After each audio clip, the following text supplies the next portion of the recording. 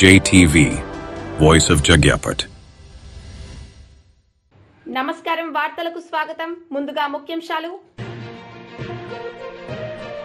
హైదరాబాద్ బుద్ధ భవన్ వద్ద Hydraa police station ప్రారంభోత్సవంలో పాల్గొన్న ముఖ్యమంత్రి Revanth Reddy.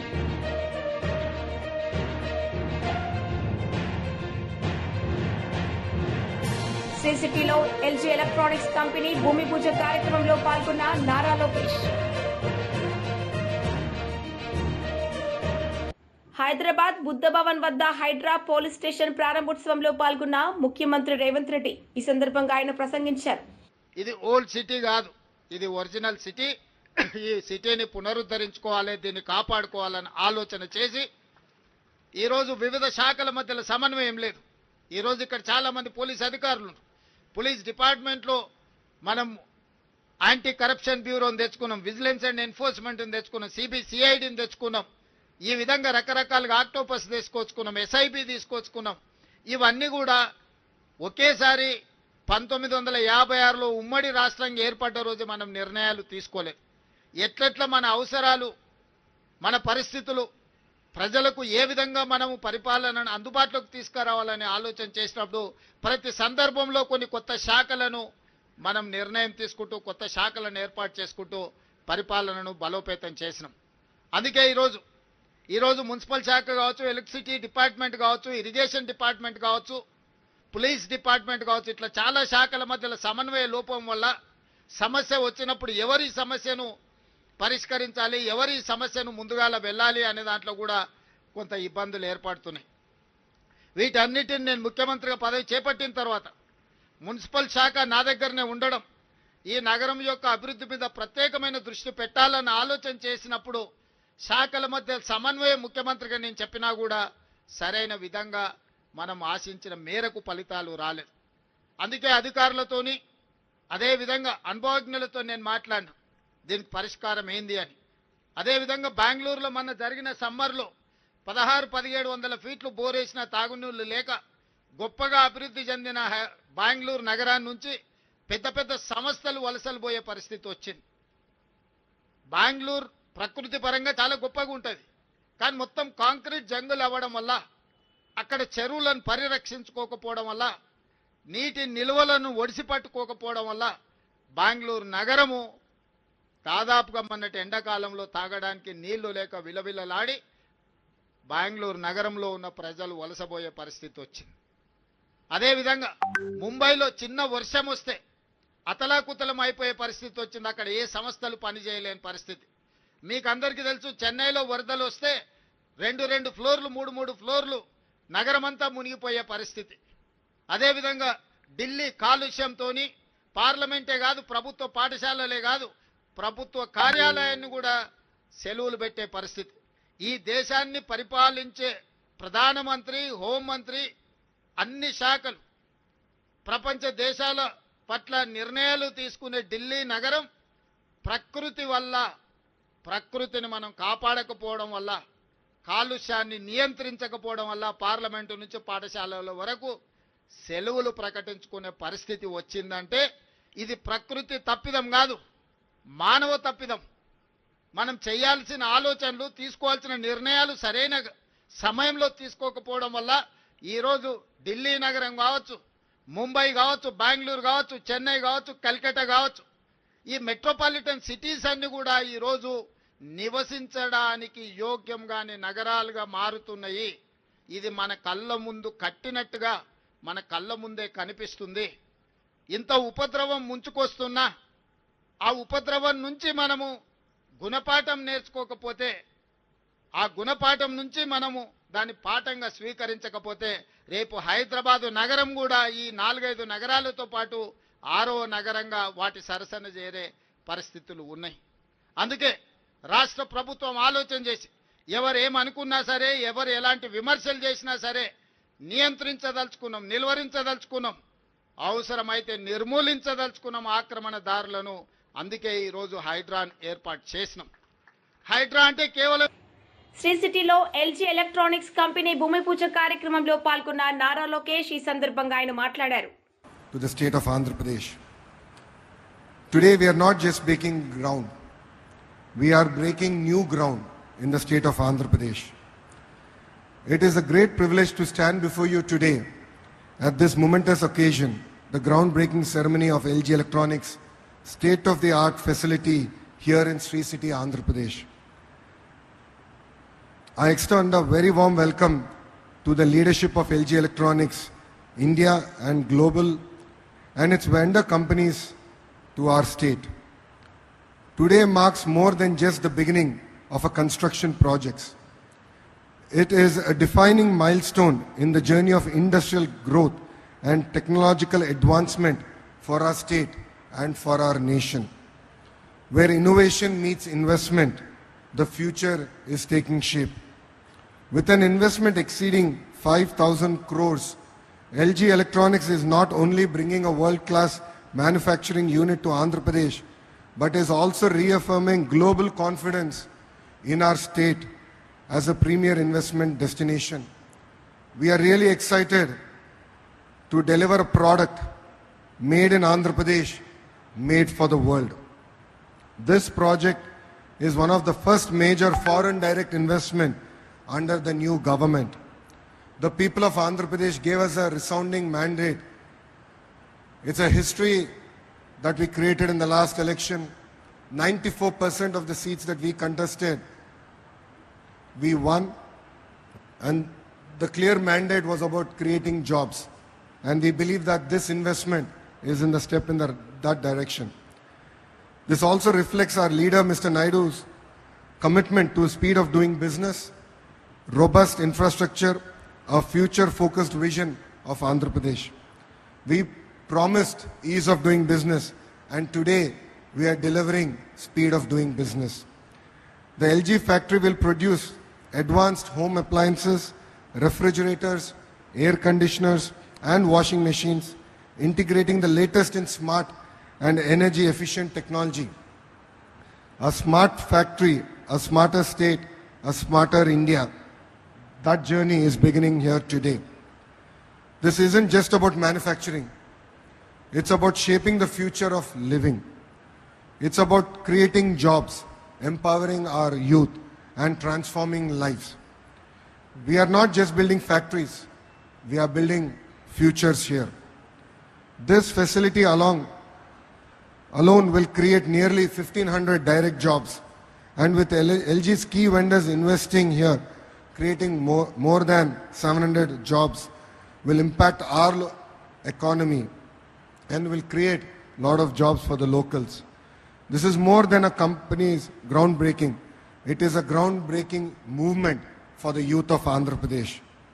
I would like to especially recognize the 4 key vendor partners of LG who are here: Ekoria and Kuroda Electric, Heng Sung India, Kyung Sung Precision, and Tai Sung Electronics, who are establishing high-tech units that will further strengthen LG's supply chain and reduce import dependence. The power of partnership is the passport to progress, and we in Andhra Pradesh believe in the power of ecosystem. Their presence demonstrates the power of collaborative growth and shared vision. It also shows the world how Andhra is positioning itself as a global electronics manufacturing ecosystem. When global giant meets Andhra Pradesh's ambition, magic will happen. And with this factory of LG coming up, we will be supplying 70% of domestic air conditioning for our great nation. Together, LG and its partners are bringing cutting-edge technologies like AI-driven manufacturing. YSRCP స్థానిక సంస్థల ప్రజా ప్రతినిధులతో YS Jagan సమావేశం నిర్వహించారు. సందర్భంగా ఆయన మాట్లాడారు. 16కు సంబంధించిన ఎంపీటీసీలు వైఎస్ఆర్సీపీకి సంబంధించిన వాళ్ళే గెలిచారు. మరి ఇలాంటి చోట ఎందుకు చంద్రబాబు అనే వ్యక్తి పోటీ పెడతా ఉన్నాడు? గెలవడం అన్నదానికి మీనింగ్ ఎక్కడుంది? గెలవలేము అన్న సంగతి తెలుసు. గెలిచిన వాళ్ళందరూ కూడా గెలిచిన వాళ్ళందరూ కూడా వైఎస్ఆర్సీపీ టికెట్ మీద ఆ బీఫామ్ మీద గెలిచిన వాళ్ళు. మరి ఇలాంటి చోట 6 మందిని ఇక్కడి నుంచి లాక్కునే కార్యక్రమం చంద్రబాబు నాయుడు గారు దగ్గరుండి చేశారు. తర్వాత వైఎస్ఆర్సీపీ ఎంపీటీసీలు ప్రయాణం చేస్తూ ఉన్న మిగిలిన ఎంపీటీసీలు ప్రయాణం చేస్తూ ఉన్న వాహనాన్ని దగ్గరుండి పోలీసుల చేత అడ్డుకున్నారు. హైకోర్టు ఆదేశాలతో భద్రత కల్పించాల్సిన పోలీసులు సాక్షాత్తుగా దగ్గరుండి చంద్రబాబు నాయుడు గారికి వాచ్మెన్ లాగా తయారయ్యారు. చివరికి కోరం లేకపోయినా కూడా 6 మంది సభ్యులు మాత్రమే చంద్రబాబు నాయుడు గారి ప్రలోభాలకు లొంగి అటువైపున వెళ్ళిన పరిస్థితుల మధ్య కూడా ఏకంగా డిక్లేర్ చేసుకున్నారు అధికారుల చేత. ఇలాంటి రాజకీయ వ్యవస్థతో మనం పోటీ చేస్తూ ఉన్నాం. సత్యసాయి జిల్లా పెనుగొండ నియోజకవర్గం రొద్దం మండలం, ఇక్కడ కూడా పరిస్థితి చూస్తే ఎలా ఉంది అంటే ఏకంగా 15 ఎంపీటీసీలకు 15 ఎంపీటీసీలు వైఎస్ఆర్సీపీనే గెలిచింది. మళ్ళీ ఇక్కడ పోటీ పెట్టే పరిస్థితి మామూలుగా ఎవరు చేయకూడదు. ఇక్కడ కూడా ఎంపీపీ చనిపోయిన పరిస్థితుల మధ్య ఇక్కడ ఎంపీపీని ఎన్నుకునే ఉప ఎన్నిక జరుగుతూ ఉంది. ఇక్కడ కూడా తారుమారు చేయడానికి చాలా కష్టపడ్డాడు. దగ్గరుండి చంద్రబాబు నాయుడు గారే తన కుప్పంలో ఇలాంటి దిక్కుమాలిన రాజకీయాలు తానే చేస్తూ రాష్ట్రంలో ఉన్న అన్ని ప్రాంతాలకు కూడా ఇదే మాదిరిగా మీరు కూడా రాజకీయాలు చేయండి అని చెప్పి తానే దిక్సూచిగా నిలుస్తూ తానే ఇలాంటి చెడిపోయిన రాజకీయాలను ప్రేరేపిస్తూ ఉన్నాడు. సత్యసాయి జిల్లా మడకశిర మున్సిపాలిటీ 20 మంది ఇక్కడ నుంచి కౌన్సిలర్లు, వైఎస్ఆర్సీపీకి సంబంధించి 15 మంది గెలిచారు. చంద్రబాబు నాయుడు గారికి సంబంధించి 5 మంది మాత్రమే గెలిచారు. పాపం ఎస్సీ కాన్స్టిట్యున్సీ లక్కప్ప లాంటి పాపం ఒక చిన్న కార్యకర్త అక్కడ నుంచి మన పార్టీ తరఫున ఎమ్మెల్యేగా నేను ఎస్సీ కాన్స్టిట్యున్సీ ఇలాంటి చోట కూడా ప్రలోభాలు పెట్టి ఆ కౌన్సిలర్లను లాగాలి అని చెప్పి విశ్వ ప్రయత్నం చేస్తూ ఉన్నాడు అని అంటే రాష్ట్ర చరిత్రలో ఎవడు ఉండడు ముఖ్యమంత్రి స్థానంలో. అయినా కూడా ఆ 15 మందిలో కూడా చాలామంది గట్టిగా నిలబడిన పరిస్థితులు, కొంతమందిని మాత్రం ప్రలోభాలకు అటువైపున వెళ్ళిన పరిస్థితుల మధ్య చూస్తూ ఉన్నాం. అన్నమయ్య జిల్లా రాజంపేట ఈ మున్సిపాలిటీ అయితే 29 మంది కౌన్సిలర్లకు గాను 24 కౌన్సిలర్లు వైఎస్ఆర్సీపీ టికెట్ మీద గెలిచిన వాళ్ళు. మరి 29లో 24 మంది వైఎస్ఆర్సీపీ టికెట్ మీద గెలిచిన పరిస్థితులు ఉన్నప్పుడు తెలుగుదేశం పార్టీకి సంబంధించి కేవలం 4 మాత్రమే గెలిచిన పరిస్థితులు రాజంపేటలో ఉన్నప్పుడు ఒకడు ఇండిపెండెంట్గా గెలిచారు. మరి సంఖ్యాబలం లేనప్పుడు ఇక్కడ చంద్రబాబు నాయుడు గారు ఎందుకు ఇలాంటి హేయమైన రాజకీయాలను ప్రేరేపిస్తున్నాడో ఎవరికీ తెలియదు. కానీ ఇక్కడ కూడా ఎంత కష్టపడినా కూడా ఒకడంటే ఒకడు కూడా పోని పరిస్థితిలో కూడా ఇక్కడ కూడా మన వాళ్ళు చాలా గట్టిగా కూడా నిలబడతా ఉన్నారు అని అంటే నిజంగా గొప్ప సంగతి. ఇక్కడ అందరికీ కూడా అభినందించాల్సిన అవసరం ఉంది. ఎందుకు ఈ విషయాలన్నీ చెప్తా ఉన్నానంటే నాయకుడు అనేవాడు ఎలా ఉండాలి అనేదానికి నిదర్శనం. మన ఎంపీటీసీలు ఎవరైతే ఇవాళ తెగో చూపుతూ ఉన్నారో విలువలకు విశ్వసనీయతకు గట్టిగా నిలబడి మేము ఎంపీటీసీలమైనా జెడ్పీటీసీలమైనా కౌన్సిలర్లమైనా అయ్యా చంద్రబాబు నీకన్నా పోలిస్తే మేము చాలా చిన్న పదవుల్లో ఉన్నవాళ్ళము, అయినా కూడా మాకు విలువలు ఉన్నాయి, విశ్వసనీయత ఉంది, రాజకీయాలకు అర్థం మేము చెప్తా ఉన్నాం, నిన్ను చూస్తే రాజకీయాలే సిగ్గుతో తలంచుకోవాల్సిన పరిస్థితిలో ఉన్నాయి, నువ్వు ముఖ్యమంత్రి స్థానంలో కూర్చున్నావు, తల దించుకో అయ్యా చంద్రబాబు అని చెప్పి ఇక్కడి నుంచి మన వాళ్ళు సంకేతం ఇస్తూ ఉన్నారు చంద్రబాబు నాయుడు గారు. ఎన్ని కష్టాలున్నా కూడా చిక్కటి చిరునవ్వుతోనే ఉన్నాం. చిక్కటి చిరునవ్వుతోనే ప్రజలకు చెప్పిన ప్రకారం మేనిఫెస్టోలో ఏదైతే BRS leader Vinod Kumar media సమావేశం నిర్వహించారు. సందర్భంగా ఆయన మాట్లాడారు. మేము దాన్ని తీవ్రంగా ఖండించాం ఇక్కడే ప్రెస్ మీట్లో. తదనంతరం జరిగినటువంటి మరి కేంద్ర ప్రభుత్వం తీసుకున్నటువంటి నిర్ణయాలకన్నిటి కూడా ఈ ఉగ్రవాదానికి వ్యతిరేకంగా ఏ చర్యలు తీసుకున్నా కూడా మా మద్దతు ఉంటుందని చెప్పి కూడా మా పార్టీ తరఫున మేము తెలియజేశాం. ఇదివరకు కూడా జరిగినటువంటి సర్జికల్ స్ట్రైక్స్ జరిగినప్పుడు కూడా మా పార్టీ తరఫున మద్దతు ఇవ్వడం జరిగింది. ఈరోజు తెల్లవారుజామున 1 గంట నుండి దాదాపు తెల్లవారు వరకు జరిగినటువంటి టెర్రరిస్టుల క్యాంపులపై జరిగినటువంటి మరి ఈ సర్జికల్ స్ట్రైక్స్ వల్ల మరి ఈ దేశానికి ముఖ్యంగా జమ్మూ అండ్ కాశ్మీర్ ప్రాంతంలో మరి భారత సరిహద్దుల్లో పాకిస్తాన్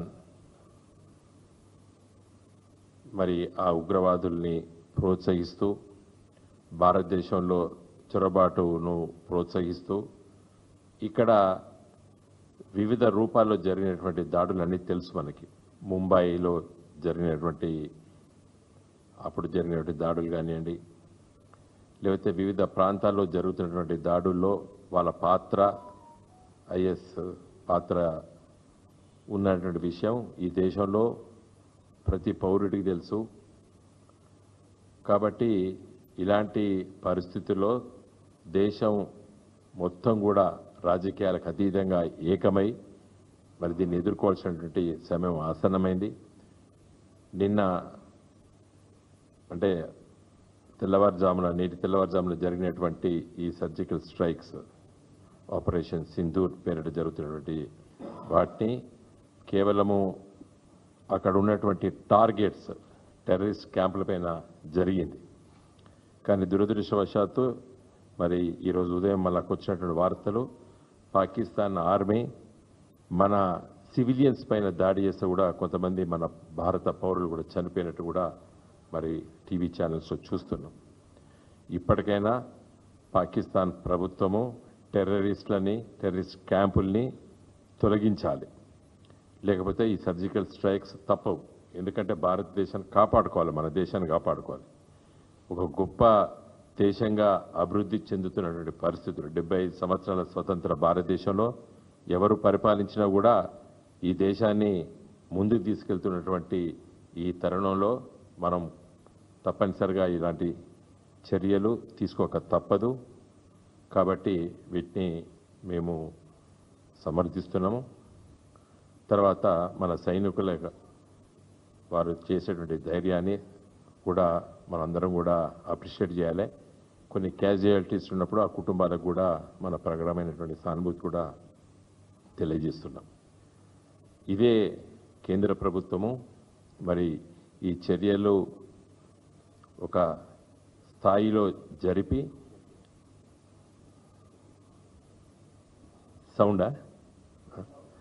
అయితే జరిగి దీన్ని చాలా సీరియస్గా ఇంకా తీసుకోవాలి. పాకిస్తాన్ కానివ్వండి, మన చుట్టుపక్కల దేశాలు మనకును ఇబ్బంది పాలు చేసేటువంటి ప్రతి చర్యను కూడా సమయస్ఫూర్తిగా దీన్ని చర్యలు తీసుకోవాలని చెప్పి కూడా మా పార్టీ తరఫున మేము తెలియజేశాము. మళ్ళీ అదే ఆలోచనతోనే మాజీ ఎమ్మెల్యే తోపుదుర్తి ప్రకాష్ రెడ్డి మీడియా సమావేశం నిర్వహించారు. సందర్భంగా ఆయన మాట్లాడారు. దృష్టికి మా జిల్లాలోని 14 మంది, ఉమ్మడి జిల్లాలోని 14 మంది శాసనసభ్యులు, అందులో ఉన్నటువంటి 3 మంత్రులు మీ దృష్టికి తీసుకొచ్చినారో లేదో, హిందూపురం పార్లమెంటు పరిధిలో మంద్రినీవా కాలువ కాంక్రీట్ లైనింగ్ పనులను రైతులు వ్యతిరేకిస్తూ ఉన్నారు. రైతు సంఘాలు వ్యతిరేకిస్తూ ఉన్నాయి, అన్ని రాజకీయ పార్టీలు వ్యతిరేకిస్తూ ఉన్నాయి. మరి ఇందులో మా శాసనసభ్యురాలు పరిటాల సునీతమ్మ మేము వ్యతిరేకిస్తాం మీ నిర్ణయాన్ని అనేసి మీ నాయకులతో చెప్తా ఉంది. మరి కాంట్రాక్టర్లతో కమిషన్లు తీసుకొని పనులను ఆమె దగ్గరుండి చేయిస్తూ ఉంది. సంపూర్ణంగా ఆమె బంధువులున్న సిద్ధరాంపురం గ్రామంలో ఇప్పటికే కాంక్రీట్ లైనింగ్ పనులు పూర్తి చేయించింది. ఆమెకు సంబంధించినటువంటి బంధువులే దగ్గరుండి పనులు చేయిస్తున్నారు. అదేవిధంగా జిల్లాలోని ఇతర ప్రాంతాల్లో కూడా పల్లె రఘునాథ్ రెడ్డి గారు దగ్గరుండి భూమి పూజ చేసి పనులు ప్రారంభించినారు, లైనింగ్ పనులు. మరి కాంక్రీట్ లైనింగ్ పనులను వేగవంతం చేయాలా, వేగంగా కుప్పంకు నీళ్లు తీసుకొని పోవాలనేటువంటి మీ ఆలోచన మేము తప్పుపట్టడం లేదు. కుప్పంకు నీళ్లు తీసుకొని పోవాలనేటువంటి మీ ఆలోచన మేము తప్పుపట్టడం లేదు. కానీ మా శవాల మీద నీళ్లు తీసుకొని పోవాలా, మా రైతాంగపు ప్రయోజనాలను తుంగలో దొక్కి మీరు నీళ్లు తీసుకొని పోవాలా కుప్పంకి అనేదాన్ని మేము తప్పుపడతా ఉన్నాం. మీ ఆలోచన విధానాన్ని మార్చుకోండి. ఇది 40 టీఎంసీల హంద్రినీవాగా మీరు కుదిస్తా ఉన్నారు. మీ విధానాలు మార్చుకోమంటా ఉన్నా. గతంలో జగన్మోహన్ రెడ్డి గారు, రాజశేఖర రెడ్డి గారు తీసుకొచ్చిన 40 టీఎంసీల హంద్రినీవాని 83 టీఎంసీల హంద్రినీవాగా మార్చినారు. రాయలసీమ 4 జిల్లాలలో హంద్రినీవా ఆయకట్టు గ్రామాలలో 40 టీఎంసీలను పారించే విధంగా రాజశేఖర రెడ్డి గారు హంద్రినీవాని తీసుకొచ్చి దాదాపు 70-80% పనులు పూర్తి చేస్తే ఈ రోజుకు కూడా మీరు అధికారంలోకి వచ్చిన ప్రతిసారి కూడా హంద్రినీవా కాలువ కాంట్రాక్టుల ద్వారా కమిషన్లను పారించేటువంటి కార్యక్రమం చేస్తున్నారు. కానీ నీళ్లు పారించేదానికి రైతుల పొలాలను బిల్లుగా మార్చినటువంటి గత మీ ప్రభుత్వాలు 2004 పూర్వం మీ ప్రభుత్వాలు చేసినటువంటి విధానాల నుండి బయటికి రావడంలే మీరు. మరి పిల్ల కాలువల నిర్మాణం పూర్తి చేసి 6 లక్షల ఎకరాలకు సాగునీరు ఇచ్చిన తర్వాతనే లైనింగ్ చేసుకోవాలనేది కూడా హంద్రినీవా ప్రాజెక్టు డిపిఆర్లో ప్రభుత్వం రూపొందించినటువంటి విషయం మీకు తెలియదా చంద్రబాబు నాయుడు గారు? మరి చిత్తూరు కడప జిల్లాలకు గండికోట నుంచి గాలేరు నగరి ద్వారా 20 టీఎంసీల ప్రాజెక్టును తీసుకొని వచ్చి దాదాపుగా 1500 నుంచి 2000 కోట్ల రూపాయలు ఖర్చు పెట్టినారు మా ముఖ్యమంత్రి, అప్పటి ముఖ్యమంత్రి జగన్మోహన్ రెడ్డి గారు, మా నాయకులు. మరి కర్నూలు అనంతపురం జిల్లాను దాటి నీళ్లు కడప చిత్తూరు జిల్లాకు పోయేది సాధ్యంగా కనపడటం లేదనేసి ఆ ప్రాంత రైతుల ప్రయోజనాల దృష్టిలో ఉంచుకొని గండికోట నుండి గాలేరు నగరి కాలువను వెడల్పు చేస్తూ నేరుగా చిత్తూరు జిల్లాలోని హంద్రినీవా బ్రాంచ్ కాలువకు కలుపుతూ మరి 2000 కోట్ల రూపాయల పనులు పూర్తి చేసినారు. BJP leader N V Subhash media సమావేశం నిర్వహించారు. సందర్భంగా ఆయన మాట్లాడారు. ఫేక్ ఆధార్ కార్డులు తీసుకొని ఈ యొక్క సంస్థల ద్వారా రాష్ట్రంలో దేశంలో అలజడి సృష్టించేందుకు పథకం పంతుందని చెప్పి పదే పదే ఎన్ఐఏ కానీ ఇంటెలిజెన్స్ కానీ రా కానీ హోమ్ మినిస్ట్రీ కానీ ఎంత చెప్పినా కూడా తెలంగాణ రాష్ట్రంలో మరి చీమ కుట్టలేదని అన్నట్టు కనీసం నివేదిక పక్కన పెట్టినా కూడా నెంబర్స్ కూడా ఇవ్వకపోవడం చాలా విచారకమైన విషయం అని చెప్పి కూడా Bharatiya Janata party guide lines ఇచ్చినా కూడా మరి వీరి మీద ఎందుకు మరి వారికి అంత ప్రేమనో ఒకసారి ఆలోచించుకోవాల్సిన పరిస్థితి ఉంది. దేశంలో ఎక్కడైనా కూడా ఒక అలజడి కనుక అయితే హైదరాబాద్ అనే దాని మీద చాలా క్లియర్గా కనెక్షన్ ఉన్న సంగతి కూడా ఎన్ఐఏ కూడా చెప్పడం కూడా జరిగింది. మొన్న ఏదైతే 2011లో ఢిల్లీ హైకోర్టు బాంబ్ బ్లాస్టింగ్ జరిగినప్పుడు కూడా హైదరాబాద్లో లింకులు ఉన్నాయని సందర్భాలను కూడా చాలా క్లియర్గా చెప్పడం కూడా జరిగింది. అలాగే ఇండియన్ ముజాహిద్దీన్, సిమి వంటి ఉగ్ర సంస్థలు పాత బస్తీల్లో ఒక పర్మనెంట్ నెట్వర్క్, ఒక శాశ్వత నెట్వర్క్ పెట్టి ఈ అక్రమ వలసదారుల ద్వారా ట్రైనింగ్ క్యాంప్స్ పెట్టి రాష్ట్రాన్ని దేశాన్ని భద్రతకే ముప్పు దాచుతుందని చెప్పి కూడా మనందరం కూడా మొత్తం తెలిసిన విషయమే. ఇదే సందర్భంలో అటు కర్ణాటకలో కానివ్వండి, గుజరాత్లో కానివ్వండి, మధ్యప్రదేశ్లో కానివ్వండి జరిగిన అల్లరి ఏవైతే ఉందో అక్కడి నుంచి పోలీసులు వచ్చి తెలంగాణ రాష్ట్రంలో ముఖ్యంగా హైదరాబాద్, కరీంనగర్, నిర్మల్, బోధాన్ ఇటువంటి మన ప్రదేశాల్లో ఈ యొక్క ట్రైనింగ్ క్యాంప్స్ను కొల్లగొట్టడం, ఆ ఒక ట్రైనింగ్ క్యాంప్స్ నుంచి ఎంతోమంది ఉగ్రవాదులను అరెస్ట్ చేసి తీసుకువెళ్ళిన తర్వాత మన ఇక్కడ ఏంటంటే ప్రభుత్వం కళ్ళు చెందిన సందర్భాలు కూడా చూసినాం మనం. అంటే మనం ఏంటంటే ఫ్రెండ్లీ పోలీస్ అంటాం, తెలంగాణ పోలీస్ అంటే మొత్తం దేశంలో నెంబర్ 1 పోలీస్ అంటాం. కానీ ఈ యొక్క సంస్థలను అరికట్టేందుకు అక్కడ ఉగ్రవాదులు ఉన్న అంటే మొత్తం సందర్భంలో వారిని అరెస్ట్ చేయడానికి మరి ఎందుకు వెనక ముందు అవుతుందని చెప్పి చాలా క్లియర్గా ఇది ఒకసారి ఆలోచించుకోవాల్సిన విషయమే. ఇప్పటి వరకు రాష్ట్రంలో ఎంతమంది ఇటువంటి వాళ్ళు ఉన్నారు, ఎంతమందిని మీరు ఏంటంటే పంపించేసినారు, ఈ ఒక ఫేక్ పాస్పోర్ట్ తోటి ఎంతమంది ఉన్నారు, వీసా గడువు అయిపోయిన తర్వాత కూడా ఇక్కడ చదువుకుంటేందుకు వేరే అంటే దేశం నుంచి వచ్చి అలాగే డ్రగ్స్లో ఈ యొక్క నెట్వర్క్లో భాగస్వాములై మరి అనేక మంది ఇక్కడ ఉన్న సందర్భాల్లో తెలంగాణ రాష్ట్ర ప్రభుత్వం, పోలీసు ఎందుకు మెత్తటి వైఖరి వచ్చిందని చెప్పి భారతీయ జనతా పార్టీ మరింత డిమాండ్ చేస్తుంది.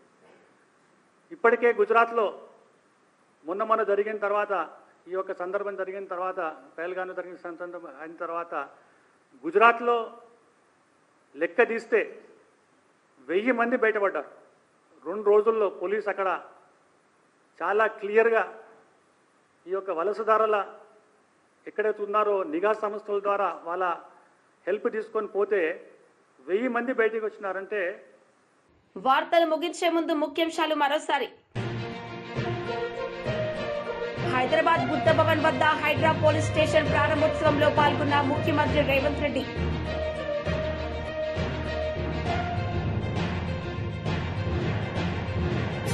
సిసిటీలో ఎల్జీ ఎలక్ట్రానిక్స్ కంపెనీ భూమి పూజ కార్యక్రమంలో పాల్గొన్న నారా లోకేష్. ఈ వార్తలు ఇంతటితో సమాప్తం. తిరిగి ప్రసారమయ్యే వార్తల్లో మళ్ళీ కలుద్దాం. అంతవరకు సెలవు. నమస్తే.